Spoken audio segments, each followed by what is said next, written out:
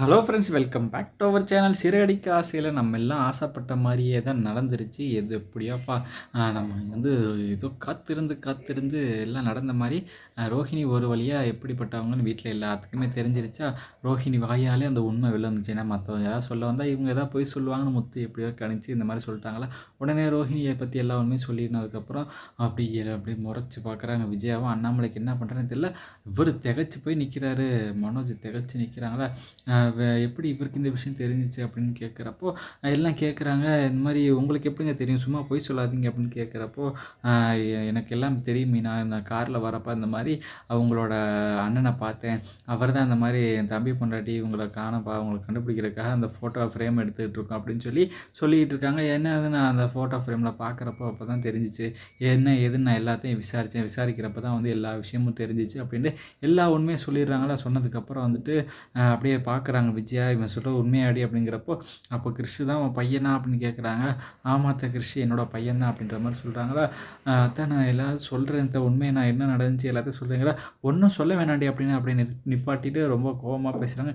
ஏன்டி எவ்வளோ தாண்டி நீ போய் சொல்லுவ அந்த வீட்டுக்கு, இந்த ஏதோ உங்கள் அப்பா மேலே சேலாக இருக்கான்னு சொன்னால் பணக்காரன்னு சொல்லு, என்னை அந்த பணத்தை ஆசை காமிச்சு என்னை ஏமாற்றிட்டல நீ, உன்னை நல்ல மருமகன் நினச்சதுக்கு என்னை எவ்வளோ பண்ண முடியுங்களோ அது அந்த அளவுக்கு நீ பண்ணிட்டல அப்படின்னு சொல்லி வந்து விஜயா ரொம்ப டென்ஷனில் அடிக்க முடியாத அளவுக்கு அந்த கோவத்தில் இருக்காங்க. அண்ணாமலையும் பார்த்தீங்கன்னா அவர் என்ன சொல்கிறேன்னு தெரியாமல் திகச்சு போய் நிற்கிறாங்க. மாமா அது வந்து மாமா அப்படின்னு சொல்லி அண்ணாமலைகிட்ட பேச போகிறாங்களா. அவர் எப்படியே அமைதி, அவர்கிட்ட எங்கடி போகிற நீ அப்படின்னு சொல்லிட்டு வீட்டை விட்டு வெளில போடி அப்படின்னு சொல்கிறாங்க. அத்தை நான் சொல்கிறது முதல்ல கேளுங்க அத்தை, நான் சொல்கிறேன் அத்தை அப்படிங்கிற மாதிரி சொல்கிறாங்களா. நீ முதல்ல இப்போ சொல்கிறது கேளுடி அப்படின்ற மாதிரி சொல்கிறாங்க. அத்தை நான் புரிஞ்சுக்கங்க அத்தை அப்படின்னு சொல்லி வரப்போ மனோஜ் அப்படின்னு மனோஜ் பின்னாடி போகிறாங்களா. மனோஜ் வந்துட்டு எதுவுமே புரியாமல் வந்துட்டு டக்குன்னு ரூமுக்குள்ளே போய் கதவை பூட்டிட்டு மனோஜ் கதவை தர மனோஜ் அழுதுகிட்டு இருக்காங்க. கதவை தர மனோஜ் அப்படின்னு சொல்லி அழுதுகிட்டே இருக்காங்களா. மனோஜ் கதவை திறக்காமல் அப்படியே அவர் ரொம்ப ஃபீலிங் ஆகி அப்படியே உட்காந்து ரூமில் உட்காந்து அவர் அப்படியே மனக்குமரில் போய் உட்காந்துருக்காங்க. உடனே விஜயா கழுத்தை பிடிச்சிட்டு வீட்டை விட்டு வெளில போடி அப்படின்ற மாதிரி சொல்கிறாங்க. அத்தை எல்லாரும் சொல்கிறாங்க நீங்கள் சும்மா இருங்க முதல்ல அப்படின்ற மாதிரி கத்திட்டு முதல்ல வீட்டை விட்டு வெளில போடி அப்படின்ற மாதிரி அனுப்பிச்சி விட்றாங்களா. அவங்களும் ரோஹிணியும் அத்தை நான் சொல்கிறது கேளுங்க அத்தை அப்படின்னு சொல்கிற மாதிரி கேட்குறாங்களா. அதெல்லாம் நீ ஒன்றும் சொல்ல போடி அப்படின்ற மாதிரி, இனிமேட்டுக்கு உனக்கும் இந்த வீட்டுக்கு எந்த சம்மந்தம் இல்லடி அப்படின்னு சொல்கிறாங்க. நீ எதுவும் கவலைப்படாத, வீட்டுக்கு தேடி டைவர்ஸ் நோட்டீஸ் வரும் அப்படின்ற மாதிரி சொல்கிறாங்களா.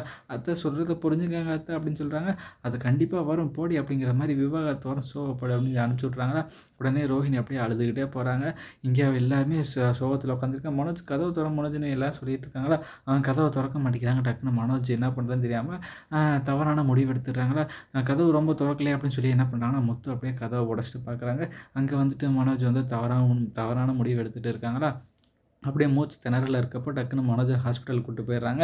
இங்கிட்டு பார்த்தீங்கன்னா ரோஹிணி அழுதுகிட்டே போயிட்டு என்ன பண்ண தெரியாமல் அப்படியே அவங்க மகேஸ்வரி வீட்டில் போய் உட்காந்து அழுதுகிட்டு இருக்காங்க. என்னடி ஆச்சு அப்படின்னு கேட்குறப்போ எல்லா உண்மையும் தெரிஞ்சிருச்சு அப்படின்னு சொல்கிறாங்க. என்னடி ஆச்சு, எப்படி தெரிஞ்சிச்சு, மீனா தான் சொல்லிட்டாங்களா அப்படின்றப்போ இல்லடி மீனா சொல்லலை, முத்துக்கு எப்படி தெரிஞ்சிருச்சு, கண்டிப்பாக மீனா தான் சொல்லியிருப்பாங்க அப்படின்னு சொல்லி வந்துட்டு கிடைச்சிட்டு இருக்கப்போ, ஆனாலும் இந்த மாதிரி இவங்களை பார்த்துட்டாரு முத்து, அதனால் அவங்க எல்லா உண்மையும் சொல்லிட்டாங்க. இந்த வீணா போனதுனால இப்படி ஆயிடுச்சு. நான் மனோஜ்கிட்ட பக்குவமாக சொல்லி உங்கள் வீட்டுக்காரனா சொல்கிறாரு, நான் அவர்கிட்ட சொல்லி பக்குவம் எதாவது பண்ணலான்னு பார்த்தேன், ஆனாலும் முடியாமல் போயிடுச்சுடி அப்படின்னு சொல்லி ரொம்ப ஃபீல் பண்ணி அழுதுட்டு இருக்காங்களா. சரி விடு பார்த்துக்கலாம் அப்படிங்கிறப்ப என்னடி பார்த்துக்கிறது, அவ்வளோதான் முடிஞ்சு அப்படின்ற மாதிரி எல்லாத்தையும் சொல்லிட்டு இருக்காங்க. விவாகரத்தும் அனுப்பிச்சிடுறேன்னு சொல்லிட்டாங்க, என்னால் என்ன பண்ணுறேன்னே தெரியலை அப்படின்னு சொல்லி ரொம்ப ஃபீல் பண்ணி அழுதுகிட்டு இருக்காங்க. இங்கே கிருஷ்ணன் வந்துட்டு அந்த வீட்டுக்கு போகிறானே, இவன் எதுக்கு இங்கே வந்தான் அப்படின்ற மாதிரி கேட்குறப்ப அப்படியே பார்க்குறாங்க. முத்து இவனை முதல்ல அனுப்பிச்சி விட்றா அப்படின்ற மாதிரி சொல்கிறாங்க.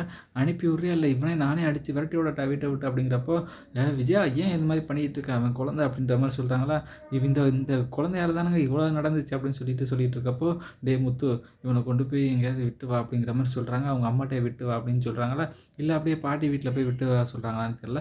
பாவம் அப்படியே கிருஷ்ணன் என்ன பண்ணுறேன்னு தெரியாமல் மீனா வந்துட்டு ஃபோன் அடிக்கிறாங்க மகேஸ்வரிக்கு. ரோஹிணி அங்கே வந்தாங்களா அப்படின்னு கேட்குறப்ப ஆமாம் மீனா, என்ன மீனாச்சு இந்த மாதிரி நடந்துச்சு அப்படின்னு சொல்கிறப்போ என்னால் எதுவும் சொல்ல முடியாதுங்க, கிருஷ்ணன் நாங்கள் கூட்டிகிட்டு வரோம், கிருஷ்ணன் நீங்கள் அங்கேயே வச்சுக்கோங்க அப்படின்ற மாதிரி அங்கே விட்டுட்டு போயிடுறாங்களா. மீனாட்ட மீனான்னு கெஞ்சுறாங்க. மீனா எதுவும் சொல்ல முடியாமல் அப்படியே கஷ்டப்பட்டு நிற்கிறாங்களா. முத்து உடனே முறைச்சி பார்க்குறாங்க மீனாவை, இதுக்கு நீ உடந்தையா இருக்கியா மீன் அப்படின்னு கேட்குறப்போ ஐயோ இல்லைங்க அப்படின்னு சொல்லிட்டு வீட்டுக்கு போயிடறாங்களா. இங்கே ரோஹிணி வந்து ரொம்ப கஷ்டத்தில் வந்துட்டு இருக்காங்க. மனோஜ் அங்கே ஆஸ்பத்திரியில் தவறான முடிவு எடுத்துட்டு உயிருக்கு வந்து போராடிட்டு இருக்காங்க. இந்த மாதிரி போனால் நல்லாயிருக்கும், எப்படி போகுதுன்னு தெரில. சரி நம்ம பொறுத்திருந்து பார்க்கலாம். இந்த வீடியோ பிடிச்சா மறக்காமல் லைக் பண்ணி ஷேர் பண்ணி சப்ஸ்கிரைப் பண்ணிடுங்க. Thank you friends.